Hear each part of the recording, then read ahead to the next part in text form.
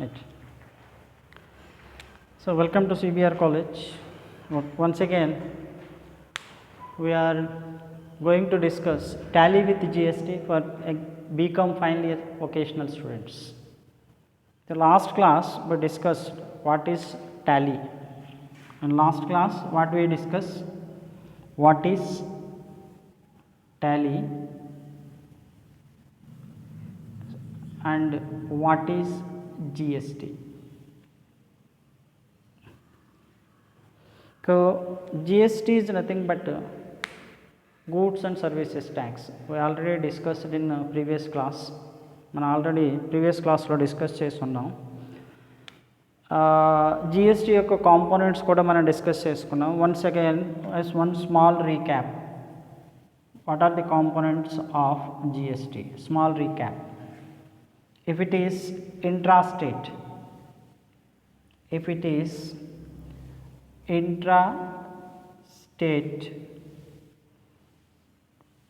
what are the components here? CGST and SGST. If it is interstate,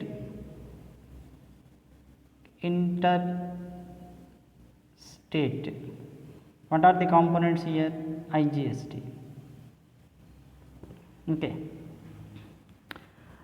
అంటే ఎగ్జామినేషన్లోని question form ఎలా అడుగుతాడంటే what is GST, what are the components of GST. Question tags, question forms మనం ఎలాగైనా expect చేయొచ్చు. So ఇక్కడ మనం what is GST అంటే ఏం చేస్తామండి? GST is nothing but goods and services tax. That is tax on goods or tax on services or both. That means goods and services, and it is a consumption based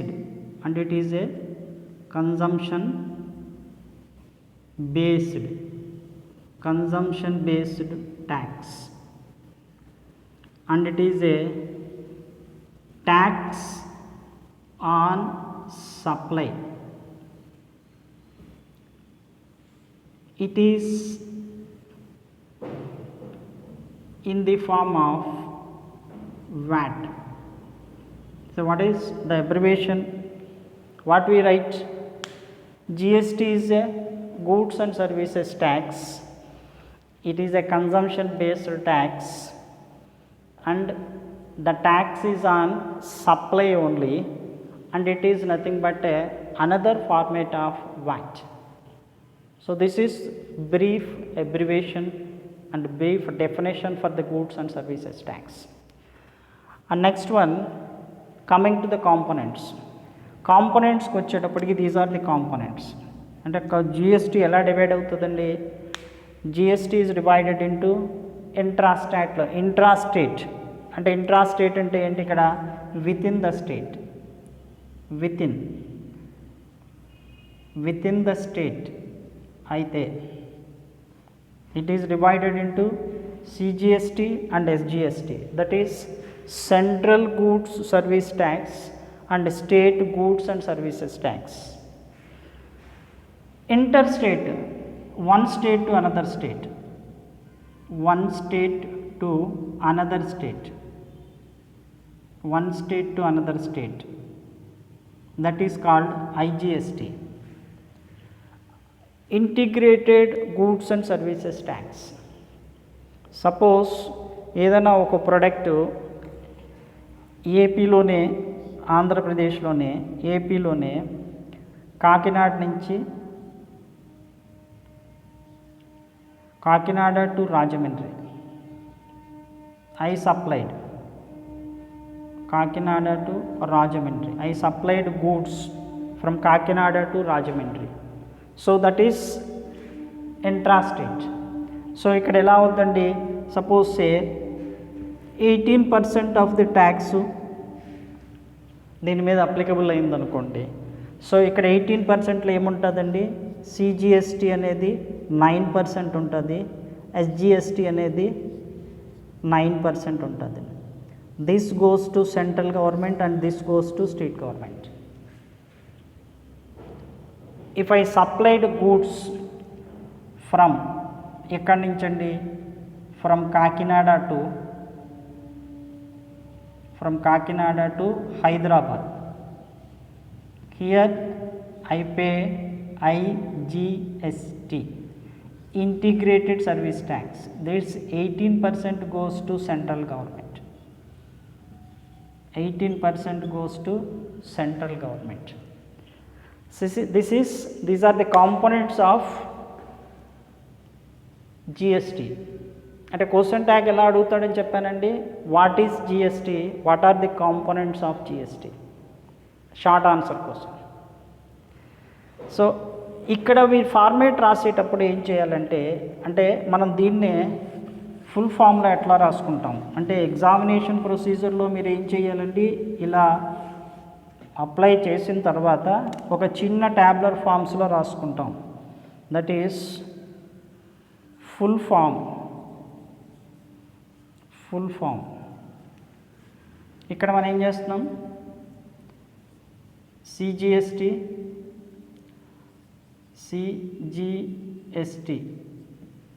SGST, IGST. అంటే ఇక్కడ మీరు రాసేటప్పుడు ఏం చేస్తున్నారండి, write about full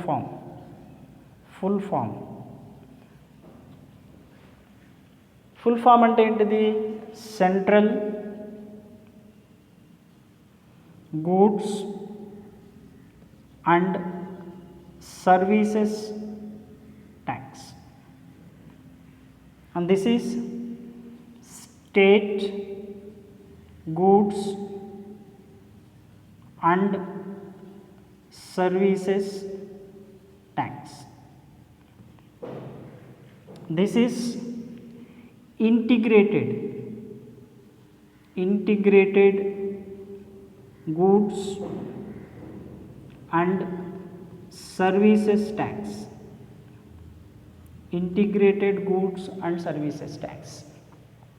అంటే మీరు components గురించి మొత్తం టోటల్గా డిస్కస్ చేసేటప్పుడు మనం ఏం చేస్తామంటే, ఈ ఫార్మేట్లో మనం జనరేట్ చేస్తాం, ఇదే ఫార్మేట్లో.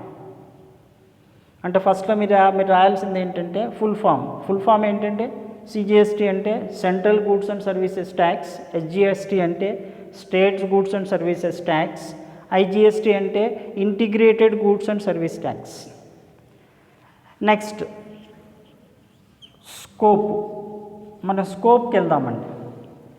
అంటే ఇక్కడ CGST is charged by, CGST is charged by central government only. ఇక్కడ SGST is charged by state government only. Again IGST is charged by central government only.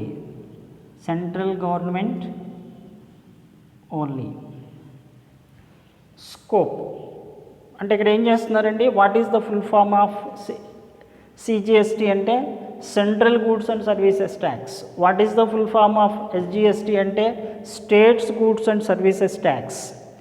IGST అంటే integrated goods and services tax.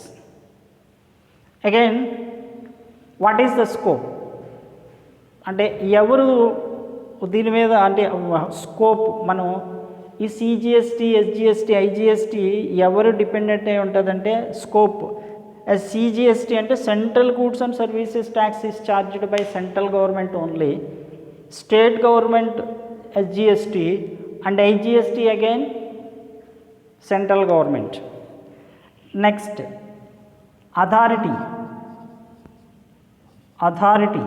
Authority ఎవరికి ఉంటుందండి ఇక్కడ, authority here central గవర్నమెంట్కి authority ఉంటుంది, here state గవర్నమెంట్కి authority ఉంటుంది. authority by state government.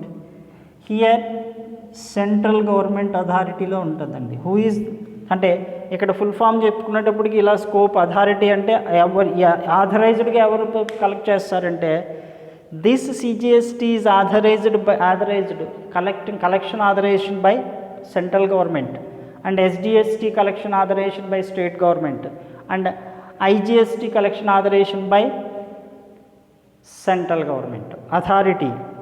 And tax and submissions, here taxes and submissions, taxes and tax and subsummed. అంటే ఇక్కడ మనం ఆల్రెడీ డిస్కస్ చేసామండి, కొన్ని ట్యాక్సెస్ అన్నిటినీ కూడా అబాలిష్ చేసేసి అవన్నీ కూడా సబ్సమ్డ్ చేసి ఆటోమేటిక్గా జిఎస్టీ ఫార్మ్ అయిందండి. ఇక్కడ సిజిఎస్టీ ఎలా ఫార్మ్ అయిందండి, సెంట్రల్ ఎక్సైజ్ డ్యూటీని ఆటోమేటిక్గా అబాలిష్ చేసేసారండి. అబాలిష్ చేసి దట్ ఈస్ కాల్డ్ సిజిఎస్టీ అవుతుందండి. అలాగే ఇక్కడ వ్యాట్ అనే దాన్ని ఆటోమేటిక్గా అబాలిష్ చేసి ఆటోమేటిక్గా అది జిఎస్టీ అవుతుందండి.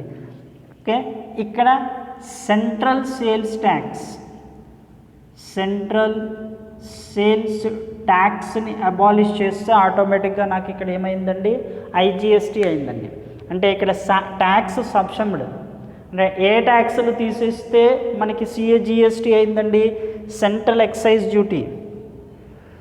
ఓకే, అలాగే ఇక్కడ వ్యాట్ తీసేస్తే అది ఎస్జిఎస్టీ అయిందండి. ఇక్కడ సెంట్రల్ సేల్స్ ట్యాక్స్ తీసేస్తే ఐజిఎస్టీ అయిందండి.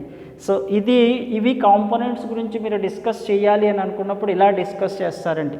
అంటే ఫస్ట్ది వాట్ ఈజ్ జిఎస్టీ అని మీరు రాయాలి.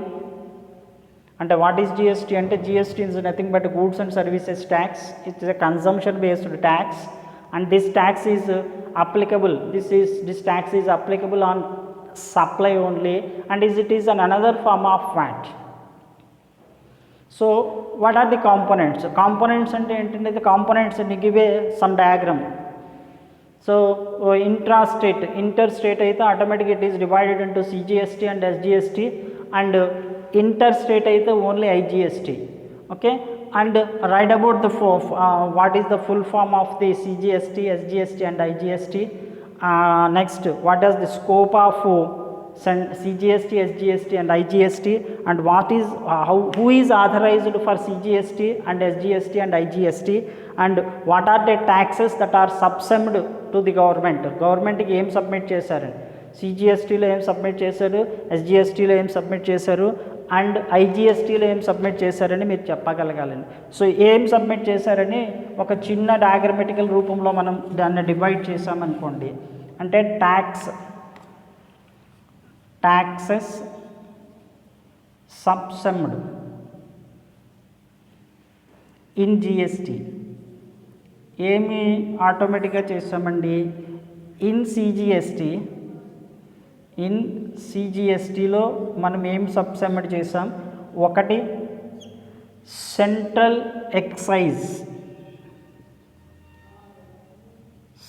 ఎక్సైజ్ ఒకటి సబ్సమ్డ్ చేసాం అంటే అప్పచెప్పేసాం. రెండోది service tax and next SAD, this is one tax, CVD and AED and లాస్ట్లో సర్చార్జెస్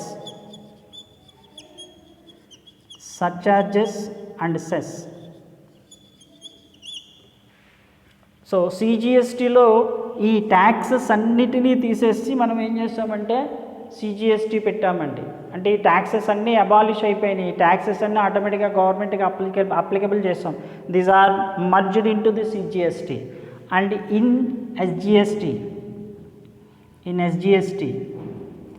ఎస్జిఎస్టీలో మనం ఏం చేస్తామండి, ఒకటి వ్యాట్ తీసేసాం, రెండోది ఎంట్రీ ట్యాక్స్ తీసేసాం, ఎంట్రీ ట్యాక్స్ మనం అబాలిష్ చేసాం. మూడోది tax on lotteries, tax on lotteries, and నాలుగోది surcharges,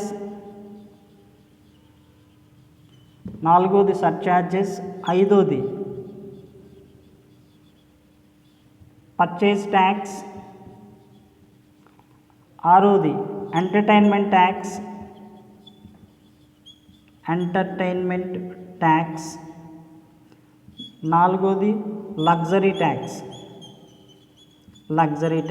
these are all subsumed into the SGST. And ఐజిఎస్టిలో మనం ఏం చేస్తామండి, ఐజిఎస్టిలో we are subsumed only one, that is called central sales tax. Okay, ఇవి జనరల్గా మనం ఏం చేస్తామంటే ట్యాక్స్ని సబ్సమ్ చేసినప్పుడు మనకి ఇచ్చే అప్లికేషన్స్ ఏంటండి అంటే ఏవి సబ్సమ్ చేసడం, ఏమి గవర్నమెంట్లో ఆథరైజ్డ్గా కలిసిపోయినాయి అంటే సిజిఎస్టి వచ్చేటప్పటికి central excise duty, service tax, SAD, CVD, AED and surcharges. These are all abolished and merged into the CGST. And another one ఎస్జిఎస్టిలో మనం ఏం చేస్తామండి, this is the scope of this SGST is these are applicable only on state. VAT ఒకటి, entry tax ఒకటి, tax on lottery ఒకటి, surcharges ఒకటి, purchase tax ఒకటి, entertainment tax ఒకటి, నెక్స్ట్ లగ్జరీ ట్యాక్స్ ఒకటి. These are all abolished and సబ్సెమ్డ్ into the SGST. And IGST అంటే inter state, అంటే goods are supplied from one state to another state, we're charging the IGST only. So అలాంటి ఐజిఎస్టిలో మనం ఏం కలిపేసామంటే central sales tax. Okay, so ఇవి general అప్లికేషన్స్లో మనం ఫస్ట్ క్వశ్చన్ మీరు అడిగిన దానికి ఇలా రాయాల్సి వస్తుందండి. నెక్స్ట్ వాడు ఎక్కువగా అడిగేది ఏంటంటే what are the features of GST. What are the features of GST. GST యొక్క ఫీచర్స్ ఏంటి? First feature, it is a destination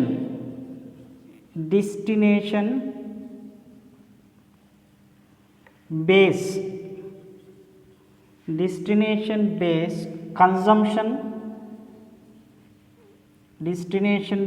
consumption tax. We already discussed on what is GST. We already explained it's a consumption based tax and it is applicable only on supply of goods and services or both. So ఇక్కడ GST is ఎక్కడ charge, GST is అంటే ఏ place కన్నా సరే మీరు goods supply చేస్తే దాని మీద GST పడుతుందండి, even though if there is no sales. ఆ సేల్స్ ఎందుకు ఉండకూడదు అని అంటే, సపోజ్ నేను గూడ్స్ని ఒక బ్రాంచ్ నుంచి ఇంకొక బ్రాంచ్కి మూవ్ చేశాను అనుకోండి, అప్పుడు కూడా మీరు జిఎస్టీ కట్టాల్సి వస్తుంది. ఎందుకని? Why? Because it's a tax and supply only. అంటే GST is levied at the place where the goods and services are consume చేస్తున్నామంటే, ఒక బ్రాంచ్ నుంచి ఇంకో బ్రాంచ్కి మనం మూవ్మెంట్ చేస్తామంటే that is the applicable of GST is there. And next one, it is a destination based where goods supply చేసినప్పుడు, నేను ఎక్కడికైనా గూడ్స్ సప్లై చేసినప్పుడు ఆటోమేటిక్గా అక్కడ ఆటోమేటిక్గా జిఎస్టీ అప్లికబుల్ అయిపోతుందండి. అంటే దీనివల్ల ఏమవుతుందంటే ఎక్కడైతే కన్జంప్షన్ ఎక్కువగా ఉన్నదో అక్కడ రెవెన్యూ జనరేట్ అవుతుందండి. సపోజ్ ఇక్కడ రెవెన్యూ జనరేట్ అయ్యేటప్పుడు కేరళ అంటే ఫస్ట్ వన్, కేరళ ఒకటి, వెస్ట్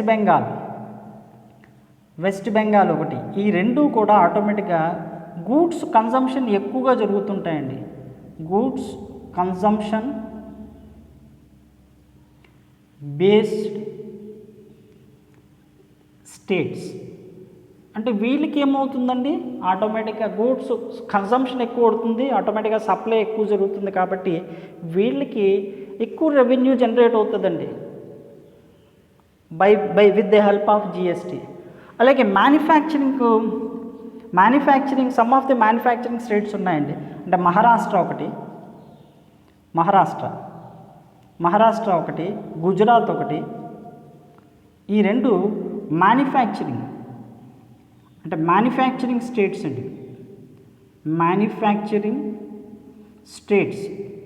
ఇక్కడ ఆటోమేటిక్గా ఏమవుతుందండి, ఓన్లీ మ్యానుఫ్యాక్చరింగే జరుగుతుందండి. There is no supply. దానివల్ల ఏమవుతుంది, ఇక్కడ రెవెన్యూ ఆటోమేటిక్గా తక్కువగా జరుగుతుందండి. అంటే first feature of goods and సర్వీసెస్లో ఏమవుతుందంటే it is a destination based consumption tax. This is the first feature. And second feature ఏమవుతుందండి, ఇక్కడికి వచ్చేటప్పటికి second feature okay, it's a dual mode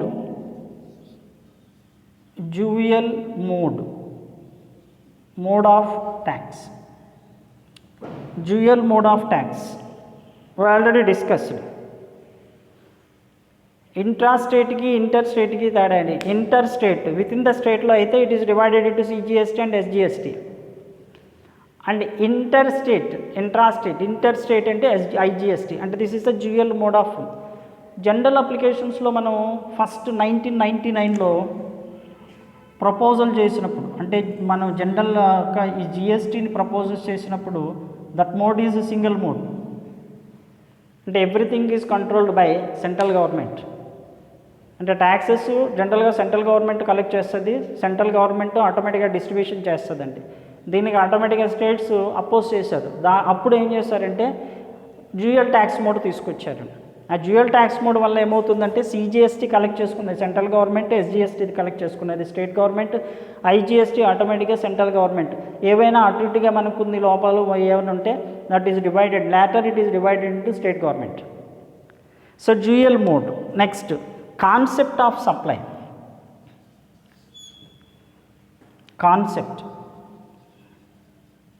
concept of supply అంటే ఇందులో జిఎస్టీ యొక్క ఫ్యూచర్స్లో ఏంటంటే it's a concept of supply. అంటే tax only applicable and supply. అక్కడ సేల్స్ జరగకపోయినా ఆటోమేటిక్గా ఏమవుతుందండి, నేను సప్లై చేశాను, మూమెంట్ చేశాను కాబట్టి there is a GST is present. Okay, concept of supply only. Next fourth one,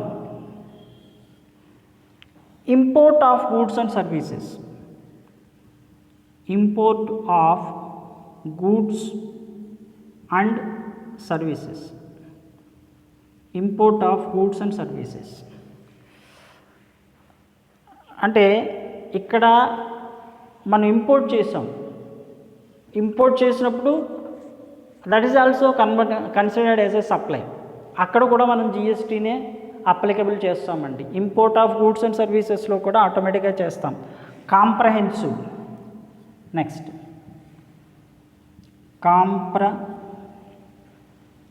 comprehensive. So comprehensive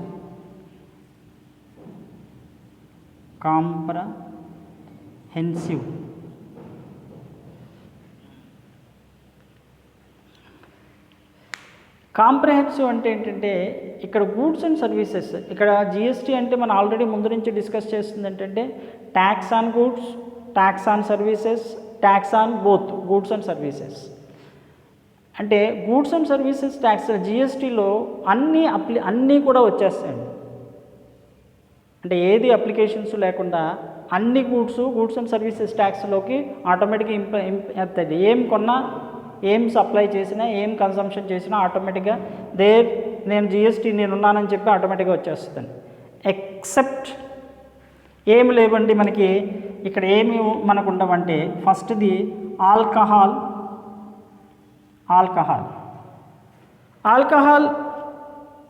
by human consumption. రెండోది పెట్రోలియం ప్రొడక్ట్స్.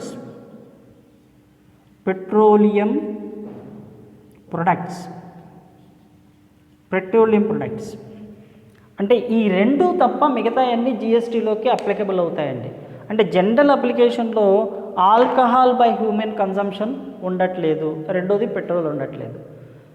అంటే ఆల్కహాల్ బై హ్యూమన్ కన్జంప్షన్ని మీరు ఎందుకు జిఎస్టీలోకి తీసుకురాలేకపోయింది అంటే there is a secret, one small secret.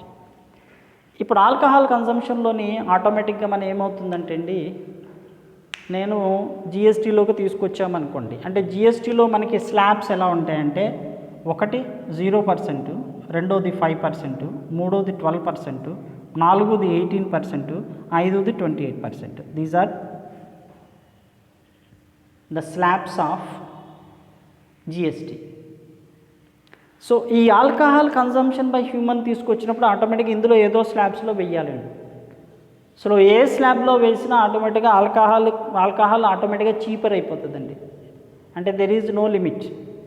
కానీ ప్రస్తుతం alcohol కన్జంప్షన్లో ఆటోమేటిక్గా మనం వేసే ట్యాక్సెస్ అన్నీ కూడా 50% ట్యాక్సెసే ఉంటున్నాయి. అలాగే పెట్రోల్లో 80% ట్యాక్సెస్ ఉంటున్నాయి, ఇందులో 50% ట్యాక్సెస్ ఉంటుంది. రెండవది ఏంటంటే రెవెన్యూ జనరేట్ చేసేటప్పుడు ఏమవుతుందంటే ఆ రెవెన్యూ సగం ఆటోమేటిక్గా సిజిఎస్టీ రూపంలో వెళ్ళిపోద్ది సెంట్రల్ గవర్నమెంట్కి, రెండోది స్టేట్ గవర్నమెంట్లోకి వెళ్ళిపోతుంది. దానివల్ల ఏమవుతుందంటే ఎక్కువగా ట్యాక్సెస్ వచ్చేది ఆటోమేటిక్గా ఆల్కహాల్ కన్జంప్షన్ బై హ్యూమన్, రెండవది పెట్రోల్.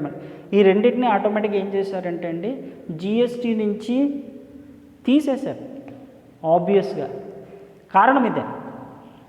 ఆల్కహాల్ మీద పెడితే ఆటోమేటిక్గా ఏమవుతుందంటే ఆల్కహాల్ మీద వచ్చే ట్యాక్సెస్ అన్నీ కూడా తగ్గిపోతాయి. రెండవది ఆల్కహాల్ ఆటోమేటిక్గా చీప్ అయిపోతుంది. మూడోది పెట్రోలియం ప్రొడక్ట్స్.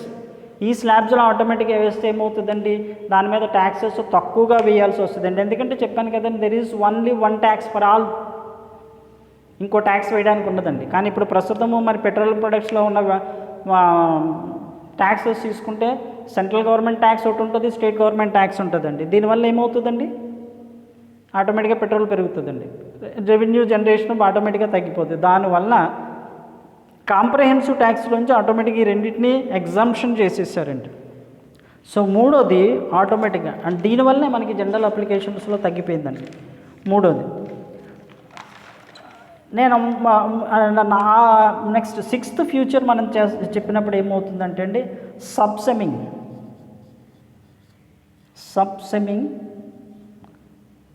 At tax. ఏమేమి ట్యాక్సెస్ మనం ఆల్టర్నేటివ్గా తీసేసామో మనం ఇందాక చెప్పామండి. అంటే ప్రీవియస్ మన సెక్షన్లో మనం చెప్పుకున్నాం ఏమేమి ట్యాక్సెస్ ఆటోమేటిక్గా సిజిఎస్లో కలిపారు, ఏమేమి ట్యాక్సెస్ ఎస్జిఎస్టీలో కలిపారు, ఏమేమి ట్యాక్సెస్ ఆటోమేటిక్గా ఐజిఎస్లో కలిపారు. ఇందాక మనం క్లియర్ కట్గా చెప్పుకున్నాం. This is another future. And input tax credit, 7th one input tax credit. అంటే ఒక్కసారి ఆటోమేటిక్గా ఏమవుతుందంటే ఇన్పుట్ ట్యాక్స్ క్రెడిట్ చేసినప్పుడు ఇప్పుడు నేను పర్చేస్ చేసినప్పుడు అంటే దెర్ ఈజ్ అ పర్చేస్ చేసాం, ఒక గూడ్స్ పర్చేస్ చేసామని. గూడ్స్ పర్చేస్ చేసినప్పుడు ఐ పే జిఎస్టీ. అగైన్ ఈ గూడ్స్ని ఆటోమేటిక్గా నేను సేల్ చేస్తున్నప్పుడు ఎప్పుడైతే నేను పర్చేస్ చేసినప్పుడు జిఎస్టీ వచ్చామో ఆ జిఎస్టీ తీసేసి ఆటోమేటిక్గా దాని మీద మళ్ళీ మనం ట్యాక్స్ వేస్తాం. That is called input credit. దీనివల్ల ఏమవుతుందండి ఎండ్ యూజర్కి వచ్చేటప్పుడు ఆటోమేటిక్గా ఆ పక్కన మనం తీసుకున్న ట్యాక్స్ని ఆటోమేటిక్గా suppose I purchased goods and sale A అంటే ఈ పర్చేజ్లోంచి ఆటోమేటిక్గా ఏ తీసేస్తాం. Again A is sold goods to B, ఇక్కడ వీడు పే చేసింది ఆటోమేటిక్గా ఇక్కడ చేస్తాం. That is called in input credit. అంటే there is a future of input credit. Purchase మీద ఆటోమేటిక్గా మనం ఏమైతే జిఎస్టీలు పే చేస్తున్నామో ఆ జిఎస్టీలు ఆటోమేటిక్గా తీసేసి అప్పుడు సేల్ మీద మనం అప్లై చేస్తాం జిఎస్టీని. ఇది జనరల్గా ఇన్పుట్ క్రెడిట్ అంటాం. It is allowed in GST. Next feature is ఇక్కడ మనకి ఏంటో చూడాల్సింది ఏంటంటే 8th future, that is called GST identification number.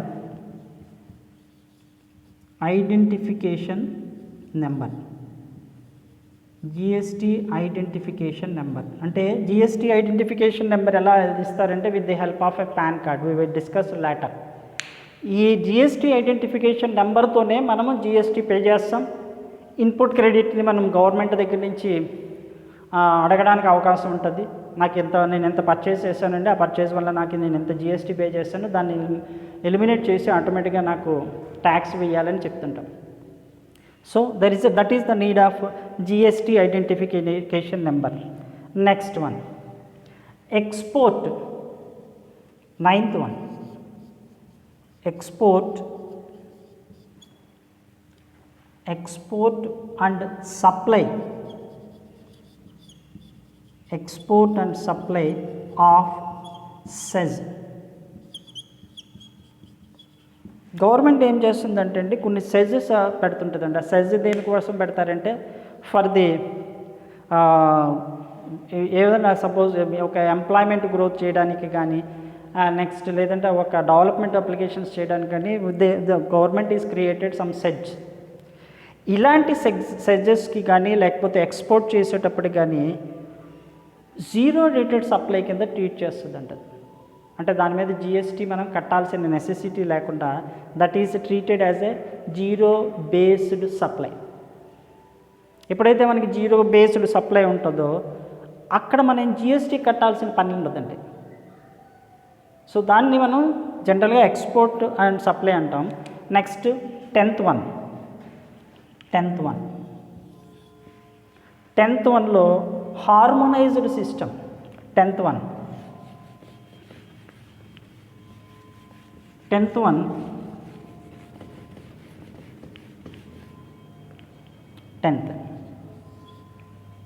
Harmonised system of nomenclature, that is called HSN number, HSN code. This is code. ఈ code అవసరం దేనికంటే అండి, ఇప్పుడు నేను ఇందాక ఆల్రెడీ మనం చేస్తామండి 0% ఒకటి, 5% ఒకటి, 12% ఒకటి, 18% ఒకటి, 28%. These are the slabs in good. అంటే కొన్ని గూడ్స్కి 0% ట్యాక్స్ ఉంటుంది, కొన్ని గూడ్స్కి 5% ట్యాక్స్ ఉంటుంది, కొన్ని గూడ్స్కి 12% ట్యాక్స్ ఉంటుంది, కొన్ని గూడ్స్కి 18% ట్యాక్స్ ఉంటుంది, కొన్ని గూడ్స్కి 28%. బట్ ఎలా క్యాలిక్యులేషన్ ఎలా చేస్తాం? By giving a HSN code. ఆ హెచ్ఎస్ఎన్ కోడ్లోని టర్న్ ఓవర్ అంటే నా turn over 1.5 crores below 1.5 crores below ఉంటే 1.5%కి బిలో ఉండి 5 crores దాకా ఉంటే 5 crores దాకా ఉంటే దీనికి మనం 2-digit కోడ్ ఇస్తామండి. 2-digit HSN code. అలాగే నా టర్న్ ఓవరు 5 crores కన్నా అబవ్ ఉంటే 5 digits కోడ్ ఇస్తామండి. 5 digit కోడ్ అంటే ఇలా డివైడ్ చేస్తాం. ఎలా డివైడ్ చేస్తామండి? 1.5 crores బిలో ఉండి 5 crores దాకా ఉంటే 2-digit కోడ్ ఇస్తాం. అది ఒక స్లాబ్లోకి వెళ్తుందండి. 5 crores అబవ్ ఉంటే దానికి 5-digit కోడ్ ఇస్తాం, హెచ్ఎస్ఎన్ కోడ్. అది ఒక స్లాబ్లోకి వెళ్తుంది. కంపల్సరీగా మీరు జిఎస్టీ ఎనేబుల్ చేసేటప్పుడు అంటే జిఎస్టీని టాలీలో ఎనేబుల్ చేసేటప్పుడు హెచ్ఎస్ఎన్ కోడ్ కంపల్సరీగా దానికి మెన్షన్ చేయాలండి, అదర్వైజ్ స్లాబ్లోకి వెళ్ళదు. ఓకే, ఇది జనరల్గా హెచ్ఎస్ఎన్ కోడ్ ఉపయోగం అండి. హెచ్ఎస్ఎన్ కోడ్ ఎందుకు వాడతామంటే ఇలా వాడతామండి. నెక్స్ట్ థ్రెషోల్డ్ లిమిట్స్ అంటాం. Next 11th feature is threshold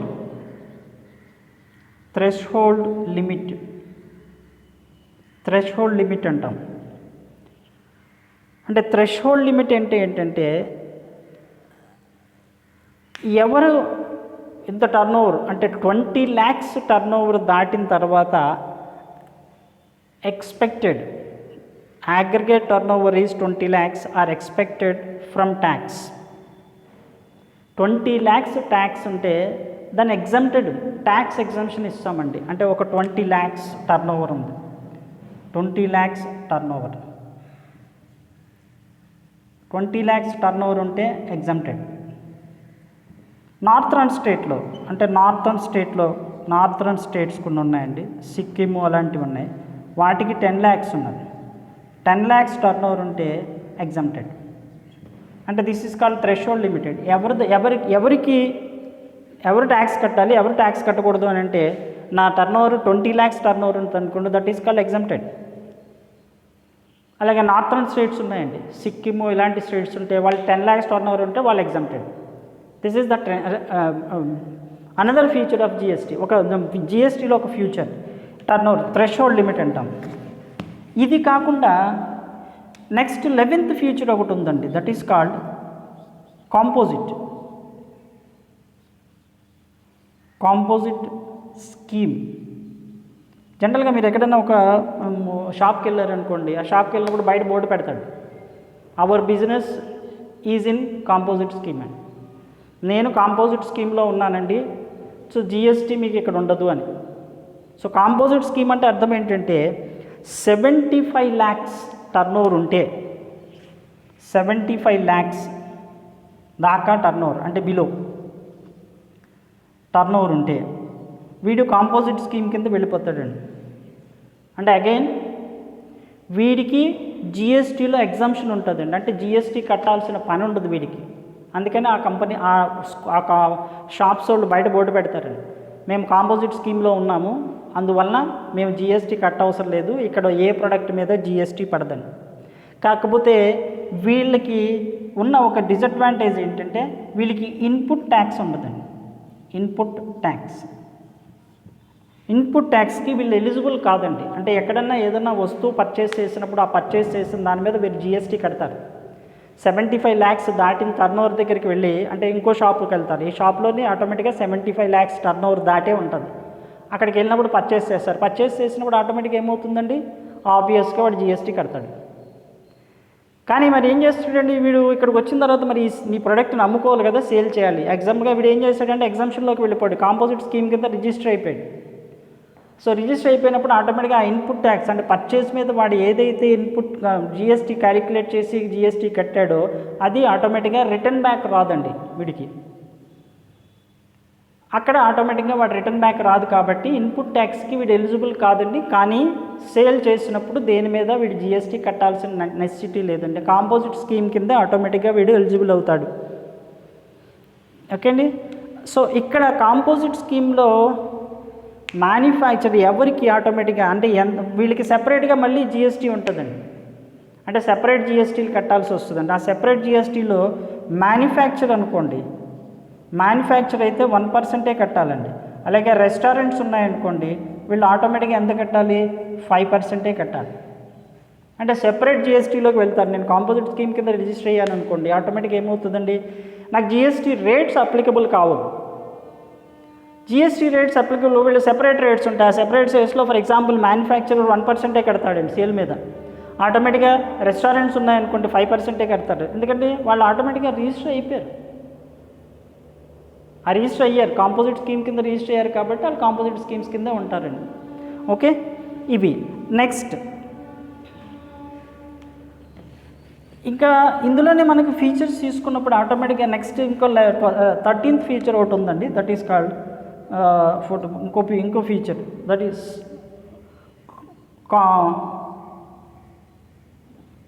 compensation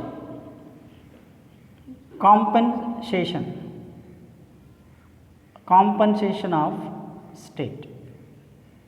compensation of state ఎందుకు వాడతామండి, ఈ సిజిఎస్టీ, ఈజిఎస్టీ, ఐజిఎస్టీ వల్ల ఏంటంటే స్టేట్ కొంత రెవెన్యూని మిస్ అవుతుంటుంది. అలా మిస్ అయినప్పుడు ఎవ్రీ ఇయర్ ఆటోమేటిక్గా ఏం చేస్తారంటే దాన్ని ఎలాబరేట్ చేసి మళ్ళీ అనాలిస్ చేసి ఎంతైతే ఇదైతుందో దాన్ని ఆటోమేటిక్గా స్టేట్కి కాంపన్సేట్ చేస్తారండి. నెక్స్ట్ జిఎస్టీ కౌన్సిల్ అని ఒకటి ఉంటుందండి. ఎవ్రీ ఇయర్ ఈ జిఎస్టీ కౌన్సిల్ ఆటోమేటిక్గా మీట్ అయ్యి ఇందులో ఏమన్నా కొన్ని మిస్టేక్స్ ఉన్నాయా, ఏమన్నా జరుగుతున్నాయా ఏమిటి, ఇవన్నీ కూడా ఆటోమేటిక్గా ఎవ్రీ ఇయర్ చూసుకొని ఆ కౌన్సిల్ ఎప్పటికప్పుడు చేస్తుందండి. అలాగే నెక్స్ట్ యూనిఫామ్ ప్రొసీజర్ ఎందుకంటే అంటే సిజిఎస్టీ అయినా, ఎస్జిఎస్టీ అయినా, ఐజిఎస్టీ అయినా ఒకటే రేట్ స్లాబ్స్ ఉంటాయి కాబట్టి ఏ స్టేట్కి వెళ్ళినా ఏమైనా యూనిఫామ్గా ప్రొసీజర్ ఉంటుంది. దీనివల్ల అడ్వాంటేజ్ ఎవరికి అడ్వాంటేజ్ ఉంటుందంటే అడ్వాంటేజ్లో మనం చూద్దామండి. ఇవి జనరల్గా ఇవి ఫీచర్స్ అండి. ఇన్ని ఫీచర్స్ ఉన్నాయి కాబట్టి మనం ఏం చేస్తున్నామంటే సిజిఎస్టీలో కానీ, ఐజిఎస్టీలో కానీ, లేకపోతే టోటల్ జిఎస్టీలో కానీ మనం అప్లికబుల్ చేయడానికి ప్రతి స్టేటు మనకి ముందుకు రావడం జరిగిందండి.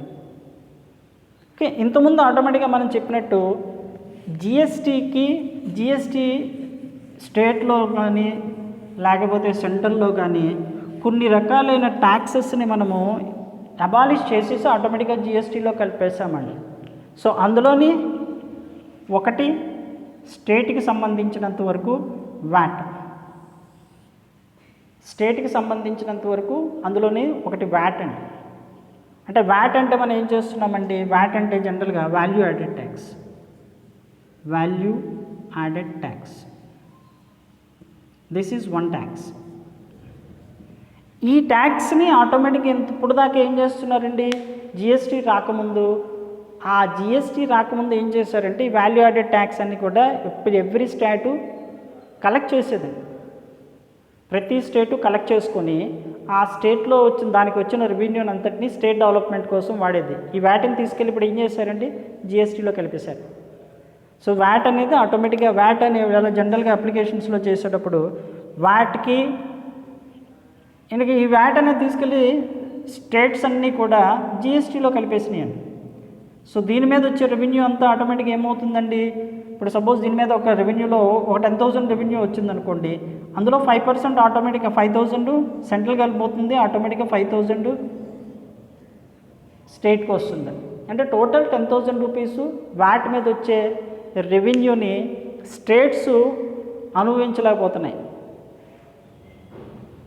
సగం ఆటోమేటిక్గా మరి సెంట్రల్ గవర్నమెంట్కి వెళ్ళిపోతుందండి. ఎందుకంటే వై బికాస్ జిఎస్టీ అప్లికబుల్ చేస్తాం. జిఎస్టీ అప్లికబుల్ చేసినప్పుడు ఆటోమేటిక్గా అది మార్పులు చేర్పులు జరుగుతుంటుంది. ఇవి జిఎస్టీలో కానీ దీంట్లో కానీ మనకున్న కొన్ని ప్రాబ్లమ్స్, లిమిటేషన్స్. ఈ లిమిటేషన్స్ మనం చూద్దామండి. ఇక్కడికి ఆటోమేటిక్గా నేను ఇందాక చెప్పినప్పుడు 2 క్వశ్చన్స్ మనం చూసామండి. ఫస్ట్ది మనం జనరల్గా అడిగే క్వశ్చన్ ఏంటంటే what is GST, what are the components of GST, what are the components of GST ఇందాక ఆల్రెడీ మనం డిస్కస్ చేసామండి. సెకండ్ వన్ ఎక్కువగా అడిగేది what is GST, what are the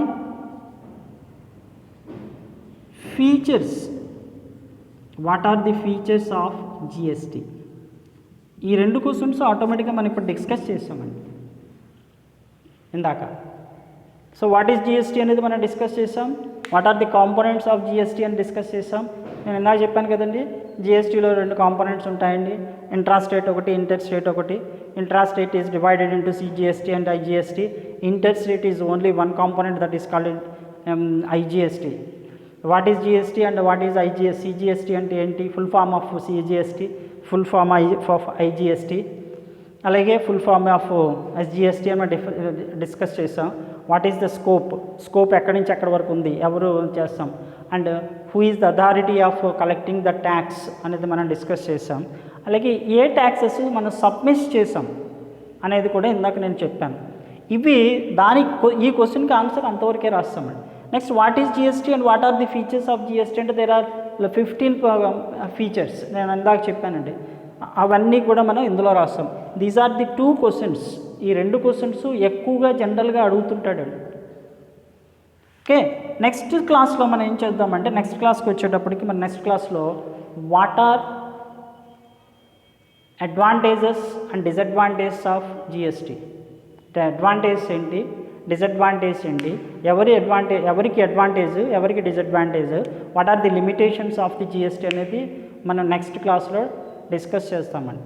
ఇంతవరకు అంటే నెక్స్ట్ క్లాస్లో మనం చెప్పే అడ్వాంటేజ్ ఒకటి, డిసడ్వాంటేజ్ ఒకటి, లిమిటేషన్స్తో ఫస్ట్ యూనిట్ కంప్లీట్ అవుతుందండి.